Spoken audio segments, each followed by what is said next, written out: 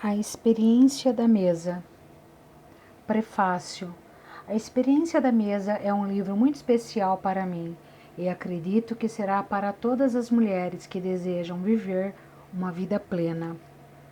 As lições, os conselhos e as dicas praticadas vêm de alguém que aprecio muito e que fala com autoridade sobre o que significa ser uma mulher nos padrões bíblicos e que ainda assim é moderna e relevante para os dias de hoje. Seus relacionamentos são saudáveis e ela se tornou um referencial para orientar as mulheres mais jovens, como recomenda a palavra em Tito 2, versículo 3 e 4. Ainda me lembro do dia em que conheci Dave. Eu estava morando fora do Brasil por quase 2 anos, realizando o sonho do mestrado do meu marido e de uma pausa nas atividades ministeriais que muitas vezes me impediam de estar perto dos meus filhos. Ali, em Dallas, pude me dedicar inteiramente ao meu primeiro ministério, minha família. Além do maravilhoso exemplo de minha mãe, Renata, acredito que nessa temporada distante, Deus colocou Dave em meu caminho. Foi ali, em busca de aprender a ser uma esposa e mãe melhor, que ela se tornou um modelo para mim. Em nossas conversas e simplesmente ao observá-la, pude aprender muito. Dave é uma mulher linda. Quando eu crescer, quero ser igual a ela. Um dos presentes que recebi dela foi um exemplar deste livro.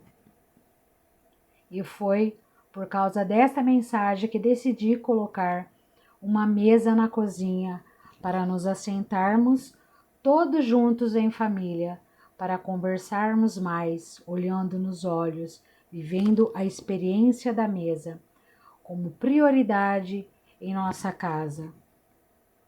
Espero que as mulheres do Brasil, solteiras, casadas e todas as idades, aproveitem o tesouro contido nessas páginas. Com certeza, essas preciosidades ajudarão todas nós a sermos as mulheres sábias que edificam o lar, seja ele a família, a escola, os amigos, o local de trabalho. Experimente sentar-se à mesa, diante dos inimigos, com os amigos e com o seu bem mais precioso, a família. Junte-se a Dave, a mim e a milhares de mulheres ao redor do mundo que têm descoberto o segredo, bem dentro de nossa casa, do poder da experiência da mesa. Ana Paula Valadão Bessa. O que deixamos escapar? Certo homem estava preparando um grande banquete e convidou muitas pessoas. Na hora de começar, enviou seu servo para dizer aos que haviam sido convidados: venham, pois tudo já está pronto. Lucas 14, versículos 16 a 17. Na primavera do ano 2000, recebi o convite para ser a oradora principal num congresso para mulheres em Fresno, Califórnia. O público geral contou com mais de 4.000 mulheres que se reuniram para ter um momento de adoração, renovação e estudo da Bíblia. Posso dizer, com toda honestidade, que esse congresso de mulheres foi um dos eventos mais incríveis que já participei. Do início ao fim, o tempo que passamos juntas honrou a Deus. Os detalhes foram bem planejados, tudo da inscrição à celebração, de encerramento fluiu tranquilamente. Durante os momentos de louvor, a presença do Senhor se evidenciava. As pessoas louvavam de coração e amavam umas às outras apaixonadamente. O evento fora coberto por orações e proporcionou uma experiência profunda e verdadeira. Em geral, depois de participar de um evento como esse, cheio da presença de Deus, seja num culto, seja num congresso ou retiro, voltamos para casa animadas e plenas com a alegria do Senhor. No entanto, dessa vez foi diferente para mim. Por algum motivo, cheguei à minha casa me sentindo frustrada e vazia. O motivo não tinha nada a ver com o excelente congresso, mas algo me consumia por dentro. Uma sensação insistente de que algo estava errado. O que nos escapa? Um dia, depois de voltar da Califórnia, peguei a Bíblia e fui para a minha cadeira guiada. Um lugar especial que separei em meu lar para me encontrar com o Senhor numa esfera íntima. Meu coração estava pesaroso e sobrecarregado e pedi a Deus que me ajudasse a entender por quê. Pensei sobre aquilo que nós adoramos, temos a tendência de fazer em congressos cristãos. Ensinamos o que a Bíblia diz sobre obediência, perdão, problemas emocionais, questões familiares, compromisso pleno com Cristo e assim por diante. Buscamos a direção de Deus e escolhemos quais desses assuntos serão atrativos e úteis para determinado público. Ao longo dos anos, porém, comecei a sentir que, de algum modo, não abordamos a questão mais fundamental. Os participantes apreciam o louvor sincero e o ensino sólido sobre a Bíblia, mas depois retornam para casa, onde encontram uma família magoada e dividida. Por algum motivo, as mensagens bíblicas que ouviam nos congressos e até mesmo nas igrejas não estavam fazendo uma diferença duradoura em sua vida e em seus relacionamentos familiares. Alguns meses antes, meu esposo Larry e eu havíamos ouvido George Barna, um dos mais notáveis estatísticos sobre a fé e cultura cristã do mundo, apresentar dados reveladores sobre as famílias norte-americanas que vão à igreja. A pesquisa de Barna mostrou que o índice de divórcio entre as famílias que frequentam a igreja passara a ser mais alto do que os de famílias que não têm esse hábito. Essa estatística falou profundamente ao meu coração. Na época, Larry e eu já tínhamos dedicado mais de 30 anos ao ministério pastoral. Fizemos muitos sacrifícios em nome da igreja, do Evangelho e do Reino de Deus. Portanto, quando ouvi que o casamento dos membros de igreja tinha maior probabilidade de terminar em divórcio, pensei: o que Larry e eu passamos os últimos 30 anos de nossa vida fazendo? Sentia minha alma afundar. Se o índice de divórcio é mais alto entre quem vai à igreja, por que incentivar as pessoas a participar dos cultos? Perguntei ao Senhor: o que aconteceu durante os 30 anos em que Larry e eu trabalhamos no ministério? Algo está terrivelmente errado nas famílias nos Estados Unidos. E, em vez de melhorar, as coisas só pioram. Temos mega igrejas lotadas, com dezenas de milhares de pessoas todos os domingos. Mesmo assim, as famílias se tornam cada vez mais fragmentadas e os casamentos mais propensos a terminar. A despeito do maior número de membros nas igrejas. O que está acontecendo, Senhor? Há algo que estamos deixando escapar. Mas o que? Uma pequena placa. Não pude deixar de pensar no paralelo entre a desintegração da família norte-americana e a desintegração do ônibus espacial Columbia. Volte comigo a 1º de fevereiro de 2003.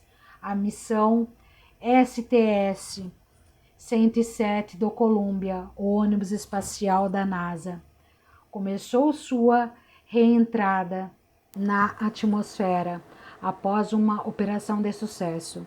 De repente, os sensores de calor externos da espaçonave tiveram um pico de temperatura. A comunicação com o controle de solo ficou confusa e prejudicada pela estática. Controle de missão. Controle da missão. Aqui é o ônibus espacial Columbia.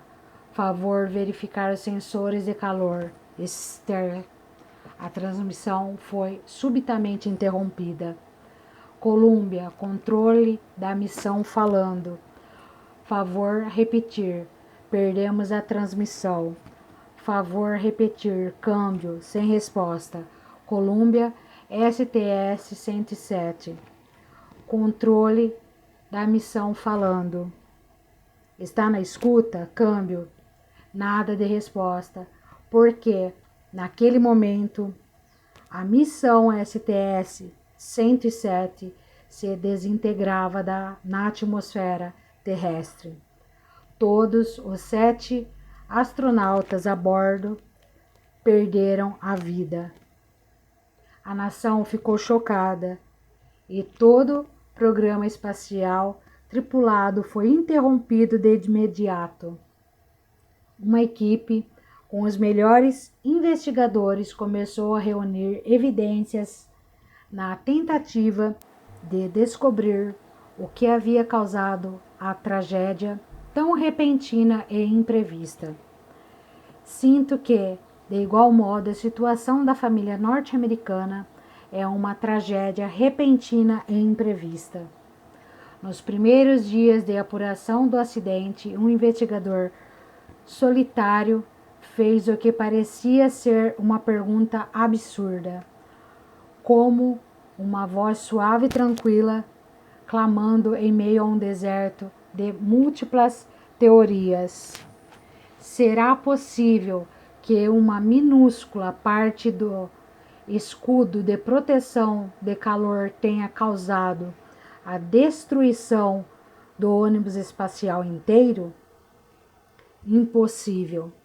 Foi a conclusão em alto e bom som das mentes científicas mais acusadas do planeta.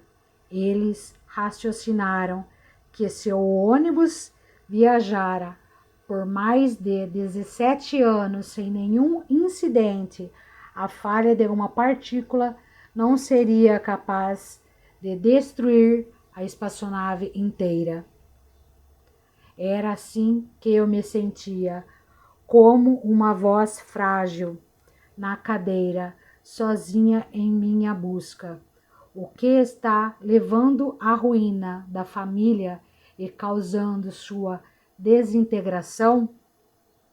No entanto, somente por causa da voz insistente daquele investigador solitário é que a real causa foi exposta. Talvez eu também fosse assim, pensei. Quem sabe, se eu procurar uma resposta para a pergunta, o que deixamos escapar, eu possa dar alguma contribuição para o fortalecimento de nossas famílias. Finalmente, a equipe de investigação fez o anúncio. A tragédia da destruição do ônibus espacial Columbia da NASA missão STS-107. ocorreu por causa de uma pequena fissura num escudo protetor de calor, permitindo que a rachadura minúscula crescesse. Isso causou aumento de pressão e calor, que levou à quebra de várias placas protetoras. Durante a reentrada, as placas atingiram a extremidade principal da asa, fazendo a espaçonave se desintegrar na atmosfera terrestre. Uma falha estrutural com poucos centímetros de largura causou uma catástrofe e interrompeu o programa espacial multibilionário da nação, coordenado pelas mentes mais brilhantes do mundo. Uma rachadura minúscula, negligenciada, que se expandiu e destruiu vidas. Um pequeno pedaço de cerâmica projetado para ser um aliado-chave do ônibus espacial e de seus tripulantes, cujo único propósito era proteger do calor destrutivo da atmosfera. Assim que a peça saiu do lugar, o caos se instalou. A rachadura mínima em um azulejo derrubou a espaçonave e decretou o fim do programa inteiro, uma pequena placa.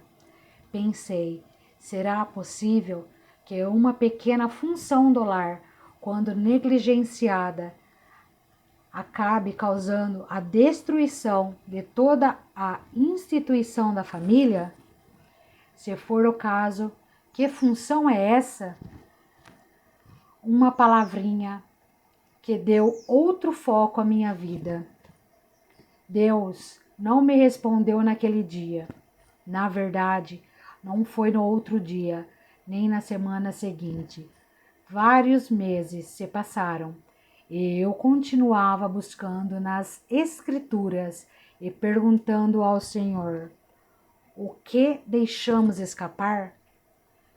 Até que, certo dia, enquanto fazia o serviço doméstico, uma palavrinha surgiu de repente em minha cabeça: mesa. Não pensei muito sobre o assunto no momento. Afinal, a palavra mesa não me parecia nada espiritual.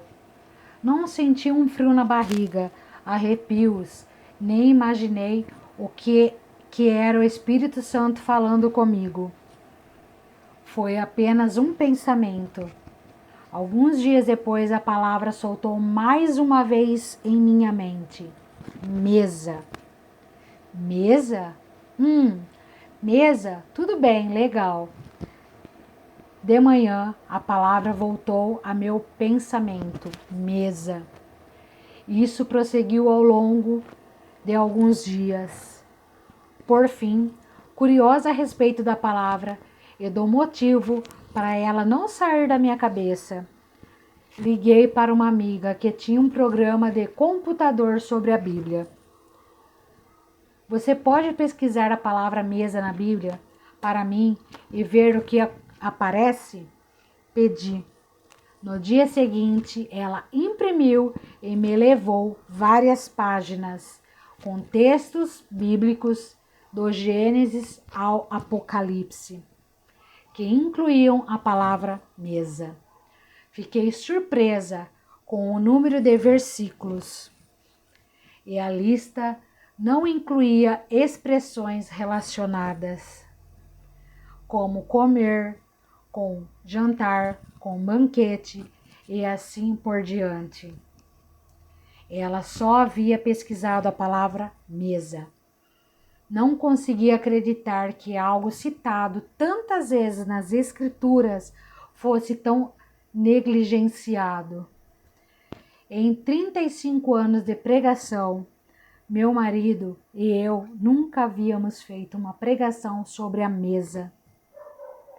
Eu nunca tinha ouvido um sermão no rádio ou na televisão a respeito da mesa, nem nunca havia lido um livro que explicasse o princípio divino da mesa. Como deixamos escapar a importância de algo que Deus mencionou com tanta frequência em sua palavra?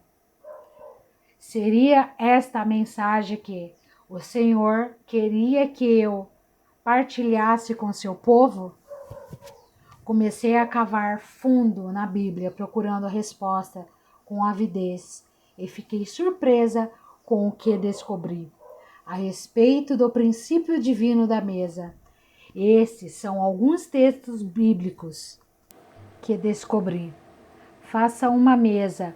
Êxodo 25, 23. Coloque sobre a mesa os pães da presença, para que estejam sempre diante de mim.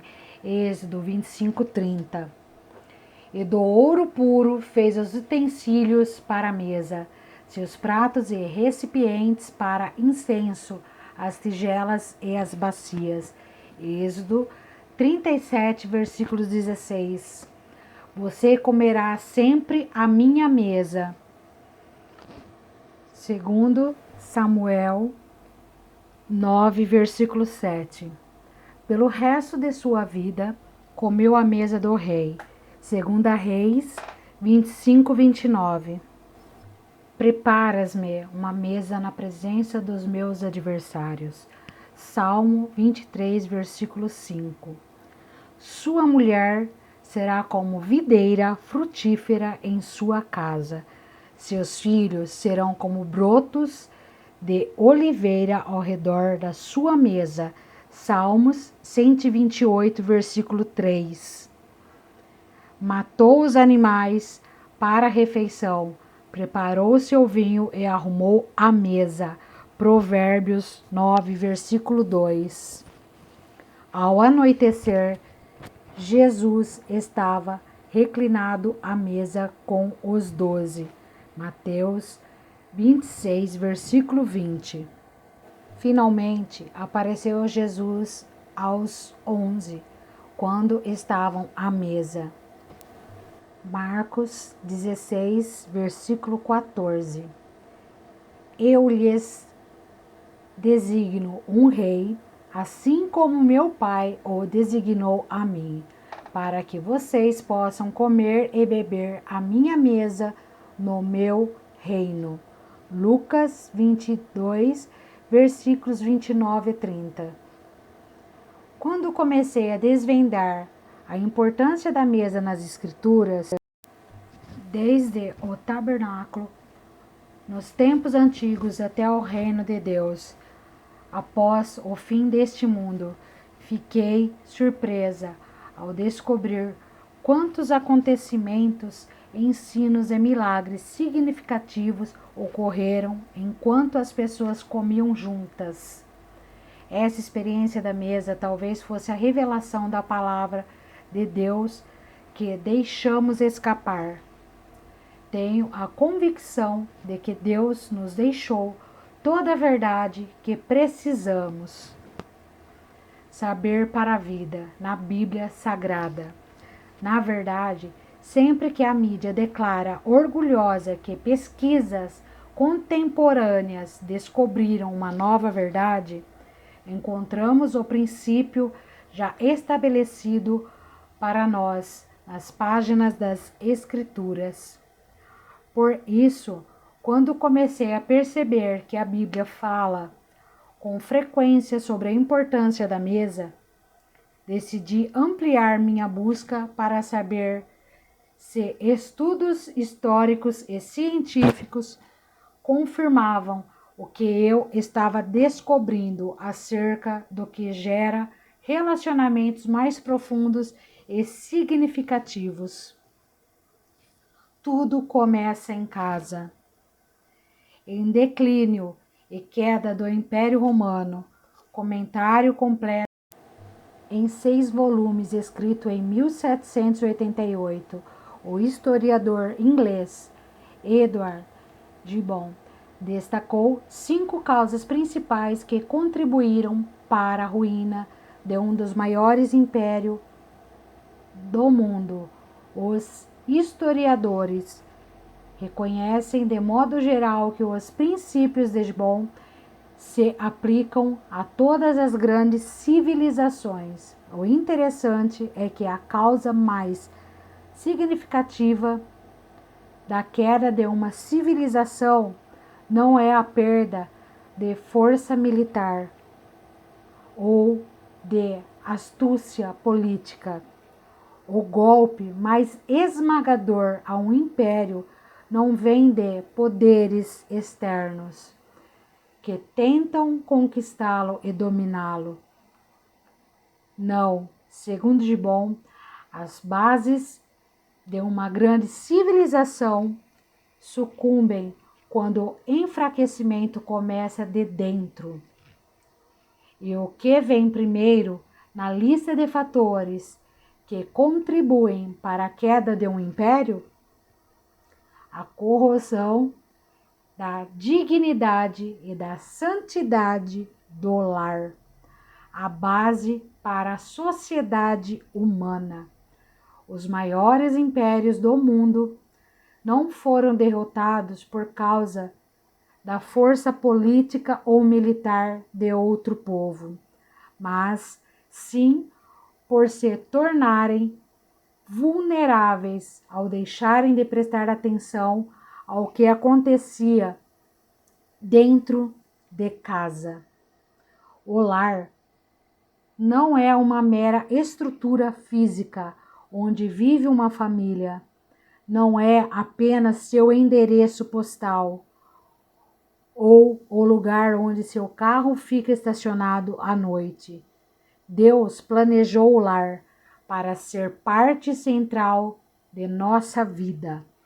Ele deve ser um lugar acolhedor, onde os membros da família constroem relacionamentos saudáveis uns com os outros, aprendem, riem e crescem juntos, desenvolvendo um senso de identidade e comunidade que forma a sociedade.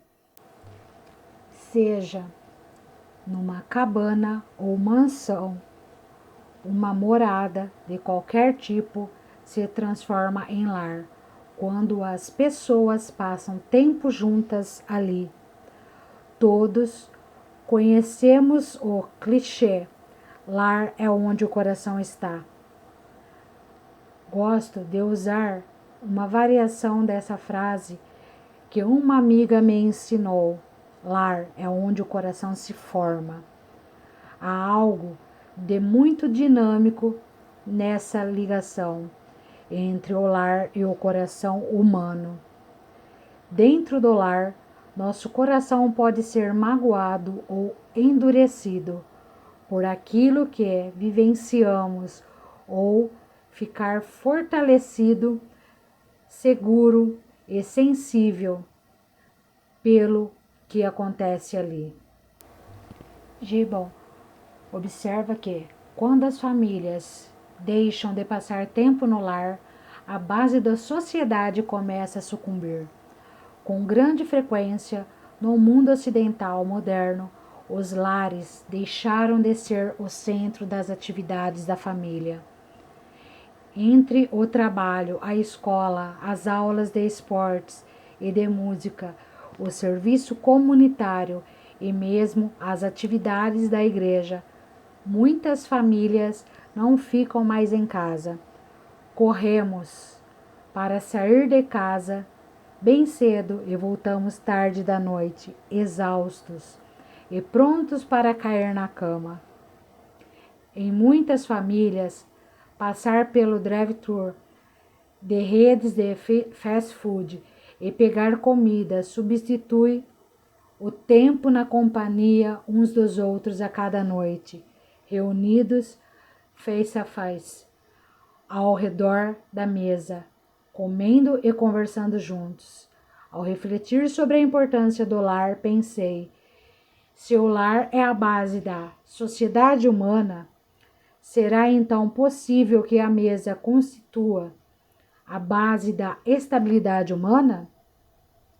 Seria a experiência da mesa O simples ato de partilhar refeições regulares em família, algo absolutamente vital para a saúde e a estabilidade da família e da sociedade no longo prazo, uma empolgação crescente aguçou minha curiosidade.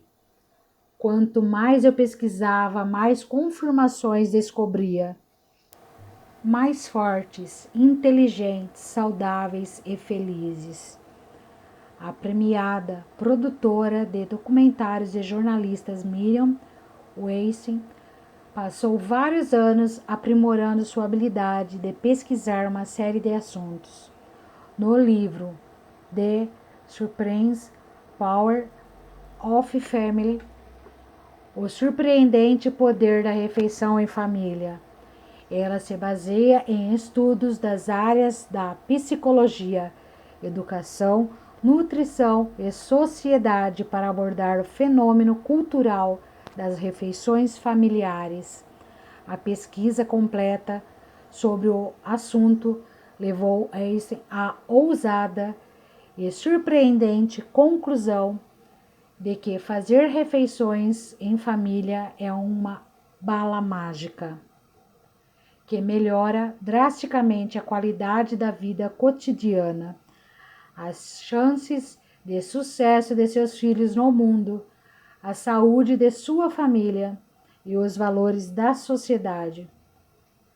No subtítulo do livro e em seu website, Weissing conclui que fazer refeições em família nos torna mais fortes, inteligentes, saudáveis e felizes. Ao ponderar nessas palavras, percebi que elas descrevem com perfeição todo o ser, mente, espírito, corpo e alma. Ficamos mais inteligentes na mente, mais fortes no espírito, mais saudáveis no corpo e mais felizes na alma, quando fazemos refeições juntos à mesa de jantar com nossos familiares e queridos. Não faz sentido que Deus, aquele que nos criou como seres de mente, espírito, corpo e alma, também providencie uma oportunidade para alimentarmos todas as 4 dimensões diariamente? Se assim for, será possível que o próprio Deus se faça presente conosco de maneira especial ao reunirmos a mesa, em volta da mesa, para nutrir o corpo, a mente e a alma e o espírito? Einstein acredita que sim. Embora o livro se concentre nos benefícios físicos e emocionais das refeições em família, ela diz que, enquanto observava e participava de jantares em diversos lares, fez uma descoberta interessante. Fazer refeições à mesa com a família também parece ter uma significância espiritual única. A autora afirma: cada vez que damos graça pelo alimento, incluímos outra presença à mesa. Deus chega para jantar. Por anos, tenho ensinado e demonstrado a jovens a importância de arrumar a mesa em seu lar, mesmo quando são solteiras. Na época, eu não compreendia por completo o princípio bíblico que hoje descobri. Eu só sabia que colocar a mesa era importante. Quando eu era uma jovem esposa de pastor, as adolescentes e universitárias de nossa igreja gostavam muito de passar tempo em minha casa. Sempre que elas chegavam, eu oferecia algo para comer, como um lanche de pastas de amendoim e maçãs, sopas, biscoitos, qualquer coisa que estivesse à mão. Às vezes era algo tão simples quanto torradas com geleia. As meninas amavam se sentar ao redor de minha mesa. Na época, Elry e eu não possuíamos muita coisa, então usávamos o que tínhamos. Nossas cadeiras não combinavam com a cor da decoração, e minha pequena mesa de plástico sempre estava coberta por uma toalha. Não por uma tentativa de parecer sofisticada, mas porque a mesa era feia. Eu colocava um prato e um guardanapo em cada lugar, embora ficássemos apertadas. Os guardanapos eram feitos de pano, porque em meu orçamento semanal não havia dinheiro para guardanapos de papel. Eu raciocinava que os guardanapos de tecido podiam ser lavados e reutilizados. As meninas amavam os guardanapos de pano. Às vezes eu fazia dobraduras sofisticadas com eles e em outras só amarrava com um nó simples. Elas ficavam fascinadas. Com frequência terminávamos nosso tempo à mesa tentando recriar a dobradura que havíamos desfeito ao comer. Elas ficavam por bom tempo depois de fazermos nosso lanche simples. Muitas vezes pareciam ter medo de ir embora. Aquelas jovens hips dos anos 1970 não eram da minha família, mas amavam ir à minha casa porque se sentiam bem-vindas e valorizadas enquanto estavam ao redor da mesa. Uma presença sobrenatural à mesa. Descobertas psicológicas e sociológicas modernas têm esclarecido as mesmas coisas que eu venho praticando por anos dentro do meu lar. Muito embora Deus só tenha me revelado o princípio da mesa na Bíblia há pouco tempo. Os resultados de diversos estudos começam a confirmar que as famílias que dedicam tempo para comer juntas à mesa de jantar se saem melhor em todas as áreas: corpo, mente, alma e espírito. Isso só serve para demonstrar que a palavra de Deus é verdadeira e que as pesquisas modernas tão somente confirmam verdades que o Senhor já nos revelou em suas escrituras. Além de sermos encorajados, aperfeiçoados e enriquecidos pela presença de nossos amados durante a experiência do jantar, tenho uma firme convicção de que existe outra presença, uma presença sobrenatural junto à mesa. Quer a convidamos, quer não, quando separamos tempo para reunir a família em volta da mesa, a presença de Deus nos encontra ali. E Ele é capaz de operar dentro do coração humano aquilo que não somos capazes. Não faz diferença se sua mesa de jantar é arrumada para 2 ou para 12. A presença divina à mesa não depende do número de pessoas, da quantidade da comida, da apresentação dos pratos ou da arrumação da mesa.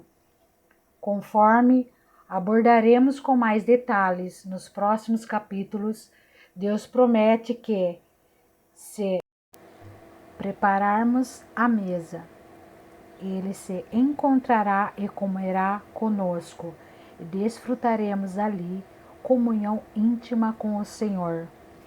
A presença sobrenatural de Deus revela o potencial secreto de cada pessoa sentada à mesa. Fogos de artifício da verdade. Ao continuar o estudo sobre a experiência da mesa, conforme apresentado nas Escrituras e confirmado por pesquisas científicas, o potencial oculto de fazer refeições em família começou a emergir em explosões fantásticas de insights, como fogos de artifícios da verdade, iluminando a escuridão. Fiz as seguintes perguntas: como a refeição conjunta pode ajudar uma família a evitar as estatísticas desanimadoras do divórcio? De que maneiras as famílias estão comprometendo o plano de Deus para a experiência da mesa nos lares, sem nem sequer se darem conta disso? Há algo de errado em comer em movimento ou em comer em qualquer lugar da casa, ou o plano de Deus demonstra um tipo de abordagem específico para as refeições familiares? Deus poderia ter criado nosso corpo sem precisarmos nos alimentar, ou talvez com necessidade de comer apenas uma vez por mês ou por ano. Por que então ele criou o corpo humano com a necessidade de comer todos os dias e até mesmo 3 vezes por dia? Porque Jesus nos convida a cear com ele em Apocalipse 3:20. O que faz da experiência da refeição um encontro tão significativo? A experiência de união com Jesus numa refeição tem a intenção de ser uma atividade única. Ou ele planeja comer conosco regularmente? É possível que a experiência da refeição, o simples ato de comermos juntos com regularidade ao redor da mesa, tenha potencial para liberar uma obra sobrenatural em nossa família, que forma o caráter duradouro, a estabilidade e a transformação de vida que nos tem faltado? Minha pesquisa levou a respostas surpreendentes para essas perguntas. Descobri que a experiência da mesa é completamente transformadora. Aprendi uma verdade que transcende culturas e a história.